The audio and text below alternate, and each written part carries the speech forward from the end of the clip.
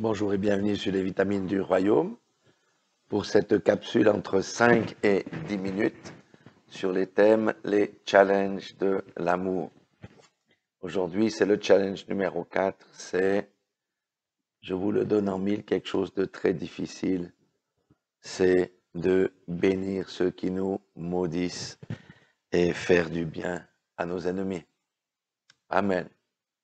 Pourquoi c'est un challenge de l'amour? Parce que dans l'Ancien Testament, vous savez, c'était la loi du talion. Si on te faisait du mal, tu faisais du mal. Beaucoup de religions sont encore là-dedans. Mais avec la seconde alliance, avec la mort de Jésus-Christ à la croix de Golgotha, son sang a été versé, non pas pour la vengeance, mais pour la miséricorde.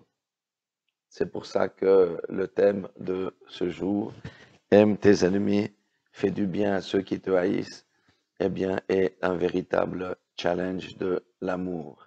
Amen. Alléluia. C'est un challenge de l'amour parce que cela demande de crucifier notre chair, parce que très souvent, lorsqu'on a été blessé, eh bien, l'amertume, le ressentiment vient dans notre cœur et nous aimerions tant que la personne qui a fait cela subisse les mêmes choses. Mais le Seigneur dit non, dans le royaume, ce n'est pas ainsi. Et nous allons aller lire une parole dans Luc chapitre 6, verset 27. Il dit, « Mais je vous dis à vous qui m'écoutez, aimez vos ennemis, faites du bien à ceux qui vous haïssent, bénissez ceux qui vous maudissent, priez pour ceux qui vous maltraitent. Si quelqu'un te frappe sur une joue, présente-lui aussi l'autre. Si quelqu'un prend ton manteau, ne l'empêche pas de prendre encore ta tunique.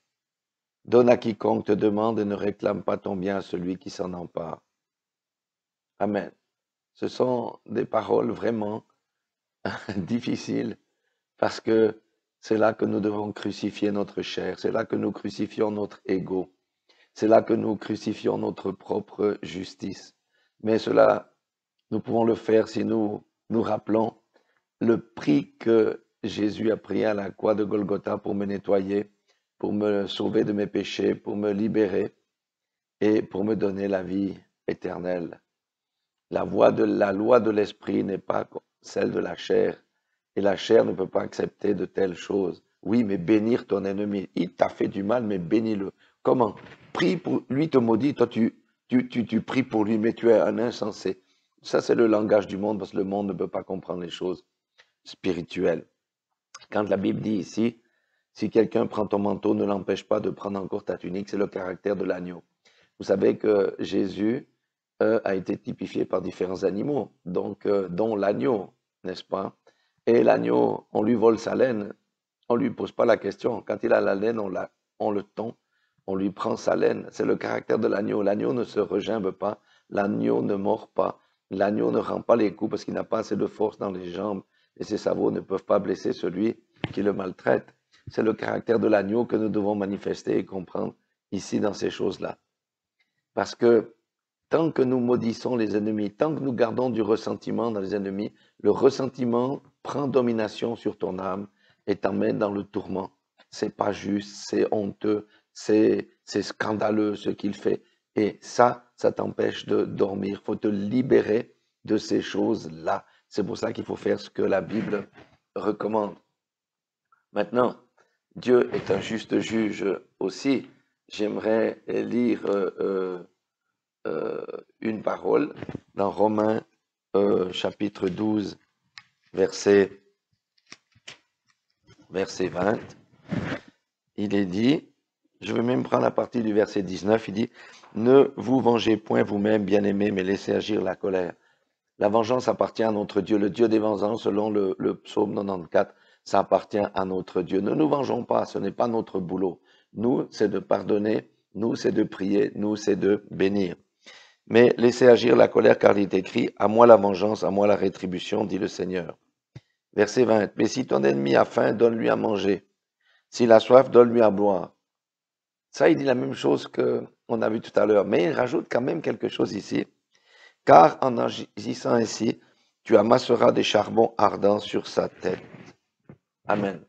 Chaque fois que l'on fait du bien à nos ennemis, chaque fois que nous prions pour les ennemis, il y a des charbons ardents qui s'amassent sur sa tête. Pourquoi?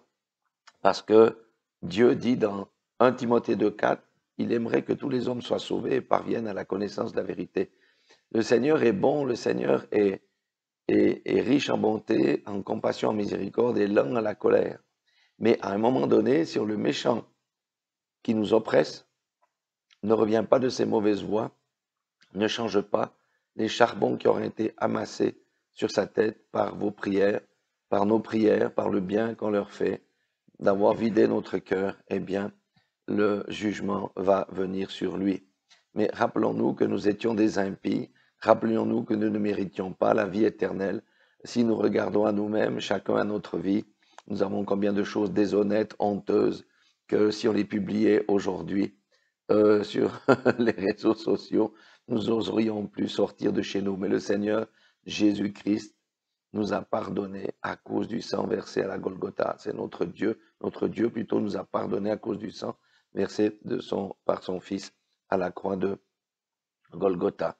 Donc, voyez, plutôt d'être encore prisonniers de nos ennemis avec le ressentiment dans le cœur, hein, et libérons nos cœurs en priant pour eux, que la miséricorde de Dieu vienne aussi dans leur vie. Et le Seigneur ne manquera pas d'écouter cette prière, mais si le méchant ne revient pas, parce que le Seigneur va lui donner des opportunités de revenir, ces charbons ardents vont le détruire. Mais voyez, c'est l'attitude de cœur. On ne prie pas dans ce sens pour dire je vais amasser des charbons ardents sur la tête de cet homme-là ou de cette femme-là afin que lui soit détruit. Ça, c'est un mauvais motif. Prions dans le sens que Jésus m'a fait grâce. Dieu peut faire grâce encore à ce méchant. Et si ce méchant se convertit, je vous dis, il y aura beaucoup de joie dans le ciel parce que la Bible dit, on pardonne peu à celui qui a peu péché, mais on pardonne beaucoup à celui qui a énormément péché. Or, le méchant pêche beaucoup. Et lorsqu'un méchant se repent et entre dans le royaume du ciel, c'est une grande, grande victoire. Et n'oublions pas que Dieu peut utiliser des méchants de manière puissante dans le royaume des cieux. Tel fut Paul. Paul persécutait les chrétiens. Paul tuait les chrétiens. Paul faisait des tas de choses mauvaises aux chrétiens. Mais les chrétiens, ils ont prié. Seigneur, garde-nous. Seigneur, ils ont prié. Et Paul a rencontré le Seigneur et sa vie a changé. Et si l'évangile nous est disponible aujourd'hui, une grande partie, c'est dû aussi à Paul qui n'a pas ménagé sa peine pour aller dans les nations. Voilà. Nos ennemis, ne leur accordons pas plus d'importance qu'ils n'en ont, mais prions, accordons-leur la miséricorde et attendons-nous à notre Seigneur, soit qu'il soit sauvé ou soit le Seigneur, eh bien, ma foi, à un moment donné, va leur accorder leur rétribution. Voilà, soyez tous bénis dans le nom puissant de Jésus-Christ. Amen. Et n'oubliez pas que notre Dieu est un Dieu merveilleux et que il m'a fait grâce. Pourquoi ne ferait-il pas grâce aux méchants? Car à un moment donné dans ma vie, j'ai aussi été un méchant comme eux. Soyez tous bénis dans le nom puissant de Jésus-Christ.